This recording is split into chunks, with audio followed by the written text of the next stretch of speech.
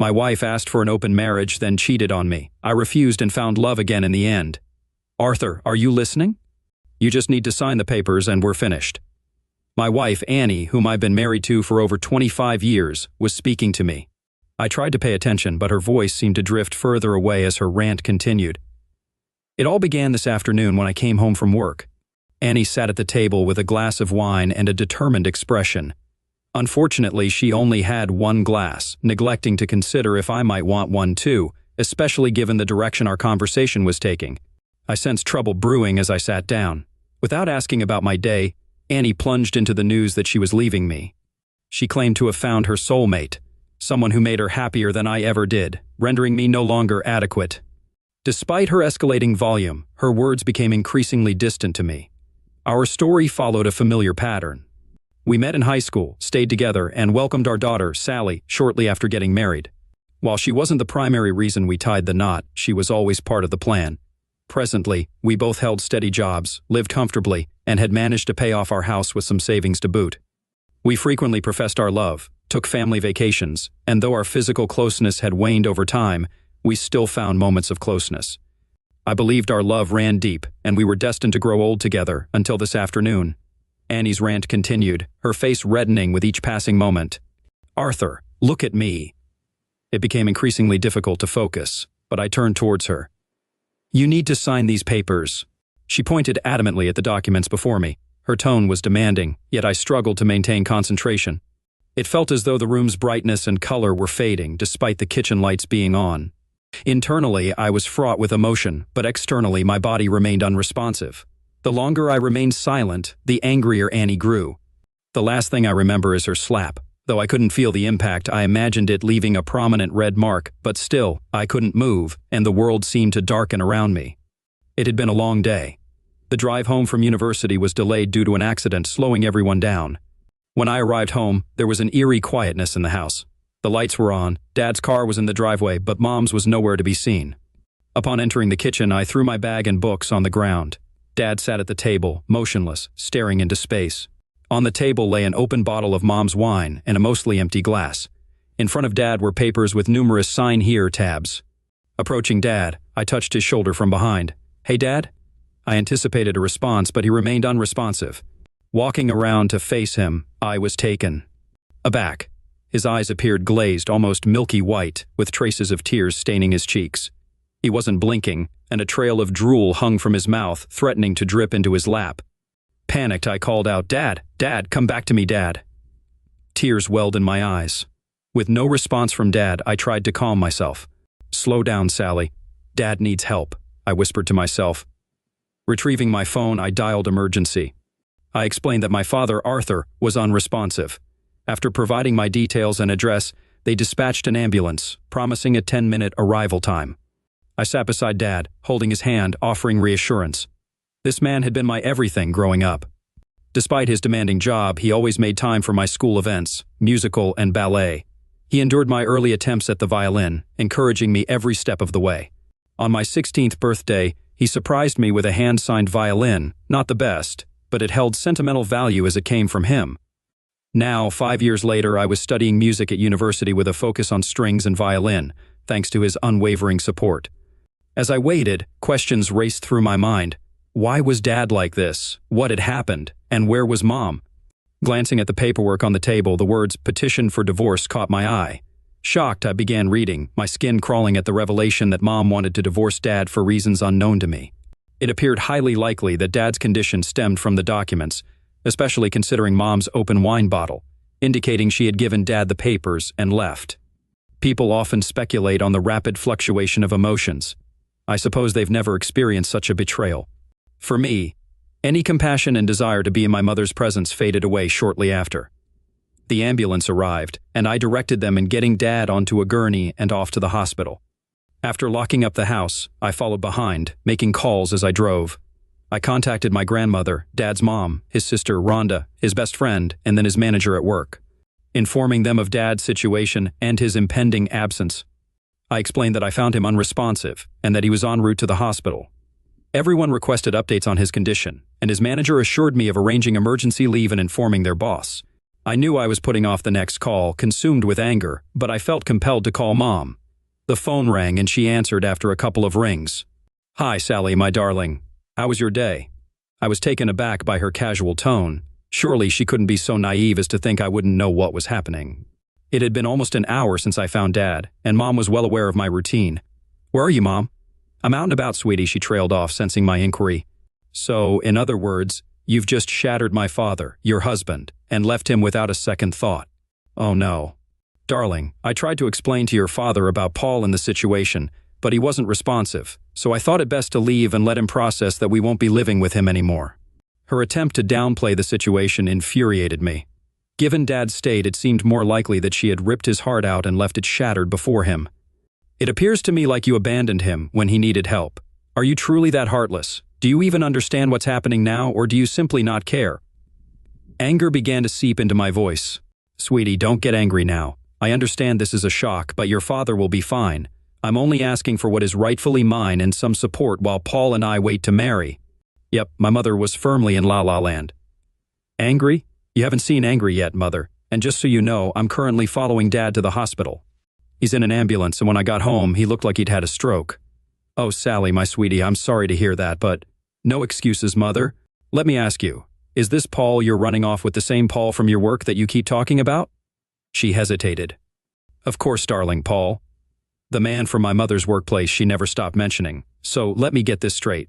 He's a dozen years younger than you, and you've been having an affair with him for how long again?" She hesitated. 6 months. "Right, so for the last 6 months, you've been involved with someone from your workplace behind Dad's back. You've been lying to Dad and me, hiding your affair. I had no idea you were capable of such deceit, and clearly neither did Dad, judging by the state you left him in. How did you expect either of us to react? Well, I suppose not positively at first, but once we're living with Paul, you'll see we're meant to be together." "We?" She had just referred to we for the second time. Did she expect me to abandon Dad to move in with her and her boyfriend? I could feel my anger boiling over. I knew I would say something regrettable if I didn't stop. I'm going to hang up now before I say something I might regret. But let me be crystal clear. I will not be leaving Dad, and there's no way I'm going anywhere near Paul, let alone moving into the place you and he are cavorting in. "Sally," my mother responded sharply. "I am your mother, and I will not be spoken to like that, regardless of how upset you are." "Then I guess we're done talking." I hung up before she could say anything else. If she thought I would condone what she was doing, she had another thing coming. She tried calling me back multiple times, then started calling Dad's phone, which was silly because, if he could, I doubted he would pick up a call from her. Since I had Dad's phone with me, I ignored any calls from her. By the time I reached the hospital, the ambulance crew had admitted Dad, and he was in a ward under observation. Aunt Rhonda had arrived and informed me that she had also received several calls from my mother but wasn't sure what was happening, other than her brother being in the hospital. When I explained the situation, Aunt Rhonda turned a deep shade of scarlet, almost as if steam were coming out of her ears. "Sally, do you have the documents that woman left for my brother?" "Sure, Aunt Rhonda, here you go." Aside from being my aunt, Rhonda was also our family attorney. For the next hour, we sat beside Dad as Rhonda read through the documents, occasionally muttering under her breath. Doctors and nurses came in and out of the room periodically, checking on Dad. "Well, the bad news is that your mother is going to get her divorce from your father. The schedule outlined here shows that this process has been in motion for over 2 months and had to be served this week, or it would have incurred significantly higher fees from her legal team." I shrugged. I had heard enough justification from my mother. I was determined to ensure that she and Dad separated for what she had done. It was strange. I was never particularly close to my father, always looking up to my mom, but her actions seemed plain foolish. This whole mess seemed to be orchestrated by Paul, her so-called soulmate. Regardless, Mom and Dad weren't going to weather this storm, especially if Dad's current condition was any indication. The good news is that she hired a shyster of a lawyer to represent her. She's going to have to shell out a hefty sum just for the divorce, and even more if it goes to court. Rhonda grinned. "Meanwhile, my dear brother has the best lawyer in town, and he's getting the family discount." We shared a smile for the first time that evening. Additionally, some of the claims here, like wanting 50% equity in the house and 60% of the financial assets, along with spousal and child maintenance, are likely quite exaggerated. "I assume from your reaction that you're not planning to live with your mother?" I shook my head in confirmation. "Good, okay, I have some initial thoughts. However, We need to see what happens with your dad over the next 24 hours. Your mother could already be in hot water for abandonment and mental cruelty." The next few days flew by, with doctors constantly checking on Dad. Physically, he was fine and healthy, but he remained unresponsive. I managed to continue my university studies in the hospital chair by his bed, laptop, and textbook in hand. Occasionally, a family member would relieve me, allowing me to go home, catch a few hours of sleep, and return. I'll admit, I shed a few tears at home, alone in the house. One of the most surprising moments during Dad's hospital stay was when Tina Williams, the owner of the company where Dad worked, paid him a visit. While I knew Dad's manager Tom, I had never met Tina herself. Tina was a striking woman, curvaceous without being overweight, with tan skin, dark raven hair, and mesmerizing blue eyes that could make any person, male or female, swoon. As it turned out, Dad had been part of a group at his workplace that had supported Tina a few years back during her messy divorce. Her unfaithful ex-husband had attempted to claim a significant portion of their savings and nearly succeeded in taking half of her business. Dad had introduced her to Aunt Rhonda, who had successfully protected Tina's assets, ensuring she didn't lose any business shares and securing child support for her then 6-year-old daughter. Tina visited Dad several times, expressing shock when I briefed her on the general summary of why he was hospitalized. She brought cards from everyone at Dad's workplace and spent time holding his hand, sharing stories from the office. It turned out Dad had a knack for humor in the workplace, and his absence was deeply felt by his colleagues. I should mention that Dad is an accountant by profession, working for one of the financial clearinghouses that assist banks in processing payments to financial institutions. While the work may be tedious, Dad apparently brightened up the workday for everyone with his humor and presence. About 2 weeks later, I returned from a shower and a nap at home to find Rhonda and Tina in the midst of a conversation. Although it seemed a bit heated, their frustration was aimed at my mother rather than each other.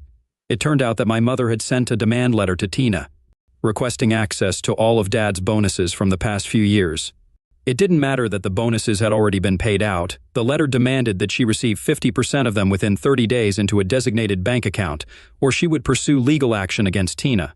Besides the absurdity of her claim for money already dispersed, it seems like she and her new partner are in dire financial straits, since I've frozen all the joint assets while Arthur is incapacitated, Rhonda remarked, sporting an exploitative grin. I chuckled, making my presence known. Yes, this morning I received my first communication from Mom in 2 weeks, a text message asking if I could lend her a few thousand. I haven't responded because I'm still pretty upset with her. I mean, she hasn't even asked about Dad since I told her what she did to him. Over the past couple of weeks, Tina had become fiercely protective of my dad. Whenever my mother was brought up, Tina's eyes narrowed, her voice dropping in pitch, indicating her deep disdain for Annie. It was as if I could see sparks flickering around her smoldering eyes. I just hoped she never had to be in the same room with my mother. Otherwise, I feared she might incinerate her on the spot. Despite my current feelings toward my mother, she was still my mother. She has destroyed the most wonderful man, Sally. If it weren't for your father, I wouldn't have my Clarice or my business. So many people in the office helped me during one of the lowest points in my life, but your father took the time to listen to me. He never judged my ex-husband or me, he just let me talk. No one has ever done that without offering an opinion. He introduced me to your aunt here, ensuring I was taken care of. If he were single, I would have pursued him with everything I had after my divorce. I shrugged, letting a smile grace my face. He won't be married much longer. Their faces registered realization, and Rhonda giggled while Tina smiled. Thanks, Sally. I needed that. I still can't believe what your mother has done to him, or that she discarded such an amazing man. I need to head back to the office, but before I do, Tina walked over to my dad, and as Rhonda and I watched, she bent down and gave him a tender but sincere kiss on the lips. She looked up at us and smiled. However, her smile quickly turned into shock when my dad emitted a groan. As I gradually woke up, I sensed soft lips on mine, just the right amount of pressure, conveying a gentle and tender affection I hadn't felt in a long time. The hospital room's beeping and my groans reminded me of my surroundings. Anticipating Annie's presence as I opened my eyes after that affectionate kiss, I was surprised to find Tina standing there with a smile on her face. Approaching from the other side of the bed, Sally and Rhonda joined us. "It's okay, Daddy, you're going to be okay, you hear?" As my memories caught up with me, I realized Annie was leaving me or had already left. What happened? Over the next few minutes, the three of them filled me in on how Sally had found me unresponsive, called an ambulance, and discovered the divorce papers revealing Annie's months-long infidelity. I learned how Annie had threatened Tina once Rhonda froze our finances until they could determine my condition. How long? 2 weeks, Arthur, Rhonda replied. I turned to Tina. You kissed me? Tina blushed. Yeah, sorry, I was about to head back to the office and was saying goodbye. I smiled. No, it's okay. I guess I'm on the market, so I think it's okay. Over the next few hours, various doctors came through, conducting physical checkups, blood tests, and more. Tina canceled her visit to the office and stayed along with Rhonda and Sally. Among the doctors was a psychologist. As he probed into my experiences, I recounted finding Annie alone, drinking, and her announcement of leaving me. I described how the world seemed to lose color, and sensory input became disjointed, making it difficult to move despite growing upset. My last memory was of Annie slapping and yelling at me, her words incomprehensible. The girls collectively gasped at the revelation of Annie's aggression while I was unable to respond. Dad, what time do you think it was when you became unresponsive? I'd say it was around 5:30, baby. Why? Because it was past 7:30 when I got home and found you, and there was no red mark on your cheek. So I assume Mom must have left you there alone for quite some time. The psychologist interjected. It's not uncommon for someone in your situation to experience misuse while unresponsive. In your case, I'd say you went into shock upon hearing your wife's declaration of leaving you. Although this is a much more extreme case than usual, it does make sense. Rhonda added, when Arthur was young, there was a bully a few years older than him. He teased Arthur quite a bit, and one day a neighborhood parent found Arthur lying on the ground in a local park. Our parents put him to bed and he woke up the next morning. It wasn't overthought, as he woke up regularly the next day, but it did happen. I remember Billy pushing me around and teasing me in the park. After a while, I didn't know what happened, but when I woke up, Mom and Dad told me I had passed out and someone brought me home. When I told them about Billy, they spoke to his parents. The next day, Billy came up to me at school and apologized. I chuckled at the memory. I don't think he was sincere, but he never bothered me again after that day. I believe we may have a precedent here, the psychologist mentioned. In many ways, the mind remains poorly understood. However, if something similar has occurred before, it's plausible it could happen again. I frowned. He reassured. I wouldn't worry too much. With the love and attention of these 3 lovely ladies, even if something were to happen again, I believe you will be well taken care of. We conversed for a few more minutes before he excused himself. I also found myself fatigued, which might seem odd for someone who had just slept for the past 2 weeks, but I was. So I sent all 3 girls home to rest and informed them they could visit me tomorrow to ensure I was all right. Over the next 2 days, I eased back into life. Tina brought me a work laptop and a few simple tasks to complete, with instructions only if I felt bored. Rhonda visited primarily to review her revised divorce documents, and to have me sign some papers so she could proceed with ending my marriage to Annie. Rhonda also brought along a young detective, Karen Hill. Detective Hill conducted an hour-long interview with me regarding my experience that night with Annie. She thanked me and informed Rhonda and me that her report would be ready in a few days. I wasn't certain if we were planning to file a complaint against Annie eventually.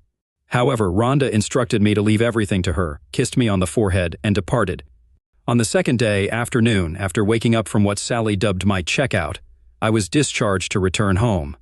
Sally accompanied me, and I was surprised to find Tina waiting at the door. She assisted Sally in guiding me to her large suburban SUV. Tina stayed for dinner that night. We opted for takeout, and she pitched in to clean up before staying to watch TV with us for a couple of hours. When she left, Sally hugged her and made sure I walked her to her car. Tina, thank you so much for everything you've done these past few weeks. I don't know how I can repay you. Well, in a few weeks, when you're feeling back on your game, you can take me out for dinner and dancing. I blushed. Here I was, just an afternoon out of the hospital, and the woman whose kiss had awakened me was asking me out. But she was attractive, and according to Annie, I was to be a single man again. Okay, next Friday night after work. That gives me almost 2 weeks to get myself back to normal. She nodded and gave me a warm hug. It lingered a little longer, and I sensed a deeper meaning. As she got into her car, I found it amusing that for a moment I wondered about the name of the woman I had been married to for almost 25 years. For the next few days, Sally, Rhonda, and Tina hovered around me, ensuring I was all right. It was comforting to be cared for in such a way. However, the news Rhonda brought me that Friday afternoon caught all of us a little off guard. This afternoon, Annie got arrested, she announced. What happened? I inquired. Well, after your statement to the police at the hospital, they issued an arrest warrant for Annie on grounds of mental cruelty to a person with a disability. This is because you were mentally disabled and unable to defend yourself at the time. Also, she left you unattended for an unspecified period, which adds to her troubles, she explained. What does this mean for the divorce? Tina, who had joined us again for dinner, asked that evening. She had her 8-year-old daughter, Clarice, with her, who was watching a Disney movie in the lounge room while we conversed. First, with Monday marking my return to work, Tina would see me then. However, I was starting to grasp that she was seeking more than just an efficient number cruncher in the office. I found myself not objecting to the idea of Tina and picturing her, contemplating what lay beneath those nicely fitting clothes she wore whenever she visited. Rhonda grinned. It's likely going to tilt a few things in Arthur's favor. I'm advocating for a 50-50th split of the bank accounts in the house. I know we could aim for more given the circumstances, but I reckon Arthur would want to be fair. I nodded. Annie won't be able to touch any of the bonus money she tried to extract from you, Tina. I filed a case against her for extortion alongside the mental cruelty charge. It won't do much except prevent her from accessing what isn't rightfully hers. She'll probably be out in a couple of days, none the worse for wear, and likely back with her wretched soulmate. What I aim to do is expedite the divorce using Arthur's hospitalization and recovery as a pretext. Then, depending on her reaction, I have plans in motion. I'll ensure Arthur doesn't lose anything he shouldn't, she said, smiling. So how long will the divorce take, Aunt Rhonda? Sally inquired. Assuming everything goes smoothly, it should take around 3 months. After that, if Annie decides to contest anything, I'll bring in reinforcements, which will prolong the process but inflict more damage on her, Rhonda explained. That evening, as I escorted Tina to her car, Sally assisted Clarice into the back seat of the large Suburban. Tina embraced me once again and surprised me with a quick kiss, reminiscent of the other day. Arthur, I know you're married and you're a man of honor, so I won't rush things. But I want to lay claim to you now and let you know that I desire you. I've wanted you for a long time, of course, but I'd never pursue a married man or disrespect someone's marital vows. I've experienced that myself, and I wouldn't want to inflict that on someone else, even if their marriage is in trouble, Tina expressed sincerely. For a moment, I gazed into her deep blue eyes, brushed a strand of her dark hair from her face, and then leaned in to kiss her. Instead of a tender kiss, it became one filled with passion, lasting perhaps 30 seconds. I sensed the mutual connection between us. When I pulled back, Tina's eyes were closed, and she ran her tongue over her lips, savoring our kiss. I grinned. Consider that my acknowledgement of your claim. We glanced at the girls, both of them giggling at our kiss. Clarice was clapping, and Sally sported a huge grin. As Tina and Clarice drove off, Sally hugged me, and we waved goodbye. The following months were quite a ride. On one hand, Annie wanted a speedy divorce, but on the other, she wasn't content with the settlement. It seemed Paul was calling the shots, convincing her she deserved the lion's share of the assets. He was feeding her lies, and deep down she must have realized it after so many years of marriage. As her settlement demands grew more absurd, Rhonda had a single conversation with Annie's lawyer, and whatever was said put an end to all objections overnight. Tina and I went on dates every Friday night, while Sally began babysitting Clarice, picking her up from school and looking after her, giving Tina and me time for dinner, coffee, and entertainment. Though we never went beyond holding hands and kissing, I had a feeling the night my divorce finalized would be unforgettable. Back at work now, things were going smoothly. While we were a successful financial organization, we weren't in the big leagues. We all did our jobs, were well compensated, and enjoyed each other's company. I think the staff caught on to Tina and me becoming an item at some point, although everyone was happy for us. I had to dial back my usual antics. My direct manager, who reported to Tina, made sure to remind me of appropriate workplace behavior, considering I was essentially dating his boss. About 3.5 months later, we received a notification that the divorce would be finalized 1 week from the upcoming Thursday. There were no court proceedings. However, Annie had requested a meeting to discuss matters before the final decree. I agreed to meet the day before, and we arranged for her to visit the house to speak with both Sally and me. I had taken the afternoon off from work and prepared lamb chops and gnocchi in a burnt butter sauce for the 3 of us. It was a favorite meal for all of us, and I hoped it would help ease any potential awkwardness during our conversation. That evening, Sally arrived home around 5:30, went to shower and change, and just before 6, the doorbell rang, signaling Annie's arrival at the front door. I haven't described Annie's appearance in some time, but perhaps I should now, with a before and after perspective. Before everything unfolded a few months ago, Annie was an attractive mid-40s housewife. She had cropped, shoulder-length brown hair, a curvy figure typical of a mother, and although carrying a few extra pounds, she was still quite attractive, with a well-proportioned 34C bust and an appealing rear. She was an attractive wife.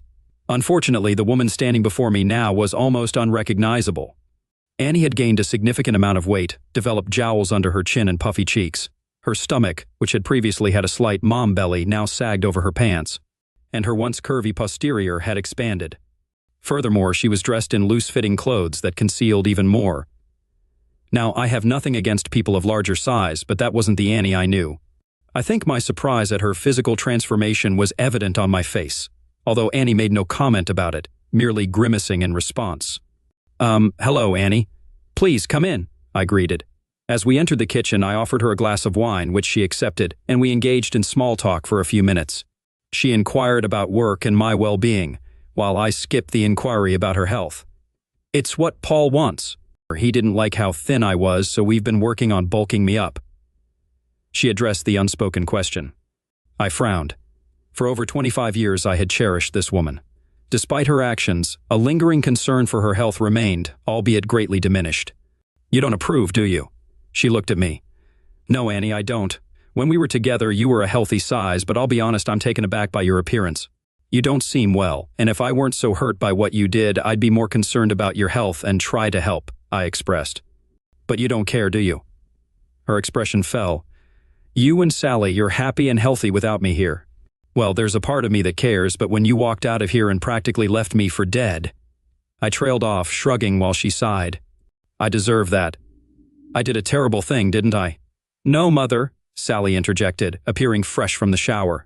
You did a freaking horrible thing. You single-handedly tore apart a happy family, then walked out without a care in the world, and I, for one, can't understand why Dad agreed to let you come here tonight. Sally, calm down, I intervened. Your mother knows the situation we're in and how unhappy we all are. She requested this meeting tonight, so I thought the least we could do is be mature and hear her out. Sally wasn't pleased. As far as I could tell, like me, she hadn't spoken to her mother since that momentous day. The way my daughter was glaring at her mother, this situation wouldn't end well for anyone. It was time to steer the conversation elsewhere. Attempting a cheerful tone, I suggested, tough discussions aren't ideal right before dinner, so let's eat first. I served dinner, and though no one spoke, there were numerous glances exchanged across the table. Sally maintained a steady glare at her mother throughout the meal. After dinner, I cleared the table, and Annie requested to speak to Sally alone. No way. You can say whatever you want to me with both of us present, Sally retorted firmly. I felt torn, but it was evident Sally was resolute about not being left alone with her mother. Annie seemed to sense that too. The look in her eyes mirrored what her mother had done to me on that fateful night. She acquiesced. Annie took a deep breath, hesitant to discuss matters in front of me, but she addressed Sally. Well, Sally, I wanted to ask for your forgiveness for what happened that night. I didn't handle things properly, and despite everything, I don't want to estrange my daughter forever. Glancing at me, Annie added, There's more, but I'd prefer to discuss it in private without your father present. Sorry, Mom, but if you can't say it to both of us, then I don't want to hear it, Sally declared. Before Annie could respond, Sally stood up and left the room, slamming her bedroom door shut moments later. I hope that would go better, Annie murmured softly, more to herself than to me. I think, considering the circumstances, it went rather smoothly, I replied, letting her know I understood. Really? Annie sounded surprised. Yes, really, I sighed, continuing. Annie, you need to realize that at this moment, nobody in this house holds much affection for you. She started to reply, but I raised my hand, signaling her to let me finish and lay everything out. First, you engaged in a long-term carnal affair with someone, then concealed it from both Sally and me. Next, you served me with divorce papers out of the blue, and when I entered what Sally refers to as checkout mode, you proceeded to yell, scream, and then slap me. Annie appeared stunned, like a deer caught in headlights. Yes, I remember that, and I recall most of that time until shortly after you first slapped me. But let's continue. At some point, you abandoned me when I was unresponsive, leaving me there until Sally arrived home and discovered me in the same state, I recounted. Annie's expression turned to panic. When Sally calls you, you show no concern for me. Despite your daughter being visibly distressed about her father, you never once inquire about my well-being until tonight. You make unreasonable demands of my workplace, and upon entering here, it's still all about you. You asked Sally for forgiveness, yet you have not apologized to her at any point. I paused briefly, hoping my words would resonate. Yes, Annie, with all of that considered, I think things went quite well. Annie's gaze shifted to the floor, tears welling in her eyes. They hadn't yet fallen, but they lingered threateningly. I couldn't discern whether they were for Sally, myself, or simply a reflection of her own emotions. Continuing, I stated, "Now our divorce will be finalized tomorrow, and unless you have anything further to add, I believe we have fulfilled your request for a final meeting." I walked to the door and opened it. Annie glanced at me before exiting. Once outside, she turned to look at me. "Arthur, we did have some good years, didn't we?" "Yes, Annie, most of our time together was incredible. You were an exceptional lover, a devoted wife, and a loving mother. I'm not sure what this Paul character has done to you, but I don't see the woman I fell in love with in the person standing before me. All I see is someone who seems lost, manipulated into becoming overweight, self-centered, and caring more about what others can provide for you than the people themselves." Once again, she lowered her gaze to her feet. "You truly mean that, don't you, Arthur?" "Yes, I do," I affirmed. She turned to leave but hesitated, looking utterly broken this time. "Arthur, about the house. Paul told me I needed to ask." So, that was the purpose of her visit. It wasn't about reconnecting with her family, it was solely about money. I chuckled, leaving Annie puzzled by my reaction. "Go tell your soulmate that you'll have your share of the savings and the equity from this house transferred to the bank account your lawyer provided to Rhonda by this time. Tomorrow." "And Annie?" She glanced at me. "Protect that money from Paul or you won't have it for long." Update: the next morning marked the final decree and Annie and I were officially no longer husband and wife. There was a small twinge of sadness within me, but it was fleeting. Mostly, I felt content. The past few months had been challenging for everyone. Now, at 48 years old, I felt liberated, knowing I still had much life left to live. Rhonda phoned to inform me that pizza was on her tonight at my place. During lunch at the office, Sally dropped by. We reminisced about happier times with her mother when we were a complete family. Despite Sally's dislike for her mother, I could sense she missed the woman she once was. Truthfully, I did too. We shared many good years together. As Sally left, there seemed to be a silent exchange between her and Tina. Not long after, I was summoned to Tina's office. She closed the door and then kissed me passionately, as if the sun might never rise again. I must admit I responded in kind. "Can I claim you as mine now, Arthur?" Tina asked. I felt a sore spot on my neck, likely from a bruise forming where she had just kissed me moments before. "I think you may have already done that." That evening's dinner was delightful, with Sally, Rhonda, Tina, and Clarice all joining in to celebrate my newfound freedom from Annie. Later that Friday night, after the girls were in bed, Tina and I consummated our relationship. I must have done something right, because throughout the weekend, Tina seemed a bit sore whenever she sat down, but her eyes burned with a fiery passion that I knew was reserved for me alone. 6 months later, we tied the knot in a beautiful ceremony by a local lake, with many of our colleagues in attendance. Though we initially planned to marry later, we decided to move the date up to coincide with the arrival of Sally and Clarice's new little brother. Update: 5 years had passed, and Sally, her boyfriend Tina, and I were enjoying dinner at a local restaurant when 5-year-old Keegan posed a question. "Daddy, who is that lady who keeps staring at us?" Turning to look, we spotted Annie sitting across the room. She had noticeably lost weight and appeared discontent. Since the divorce, we hadn't seen or heard from her, and she hadn't attempted to contact Sally. Excusing myself from the table, I approached her. "Hi, Annie." "Hi, Arthur." She glanced down at her chicken salad, replying, "You were right, Arthur. You were right about him. Paul convinced me I was his soulmate, and that you meant nothing to him. But when I did receive the money up front, he persuaded me to gain weight because he loved me and preferred overweight women. After receiving the divorce settlement, you advised me not to give it to him, but I didn't listen. He squandered it in 6 months and then abandoned me. Though I was still upset with her, her story lacked the happy ending mine had. Since then, I've spent every moment trying to rebuild the confidence he shattered and reclaim some semblance of my former self," she confessed, holding back tears as she looked at me. After all these years, that look resembled the Annie I once knew. "Arthur, I'm so sorry. I treated you terribly because I thought Paul knew things you didn't. I abandoned the man who truly loved me, leaving you unresponsive." She paused, gripping the edge of the table. "You could have died because of what I did. I know you can never forgive me, but I want to apologize," she said, tears streaming down her face. To my surprise, Sally had joined us, standing beside me, witnessing her mother's apology. She gave me a tired smile, took my hand, and extended her other hand to her mother.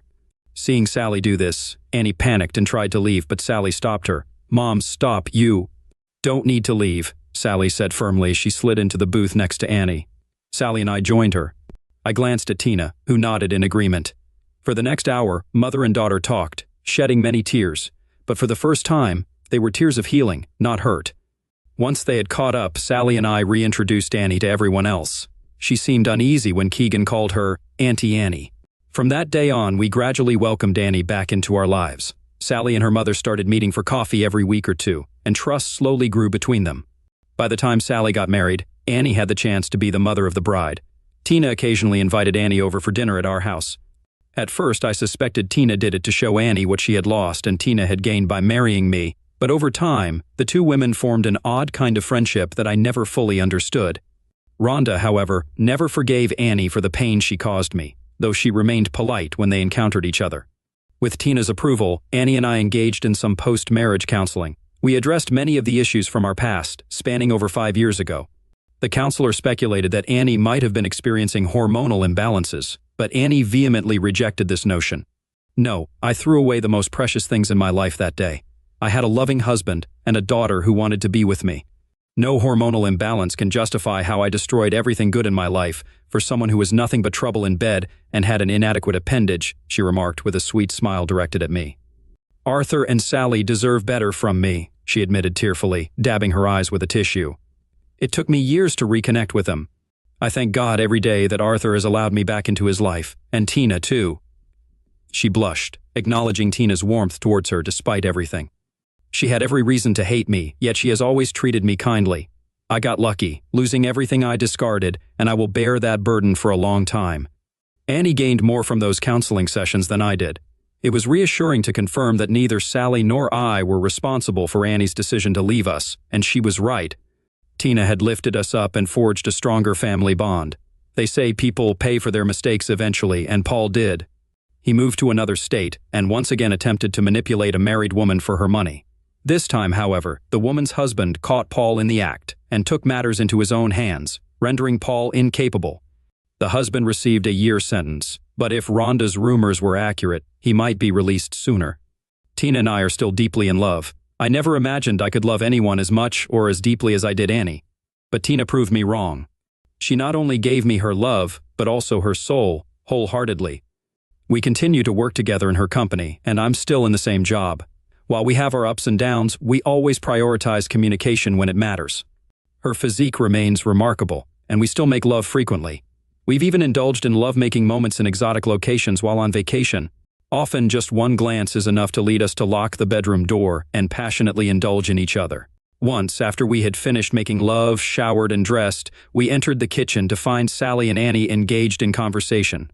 We had recently learned that Sally was expecting, sparking excitement as the girls discussed the arrival of my first grandchild.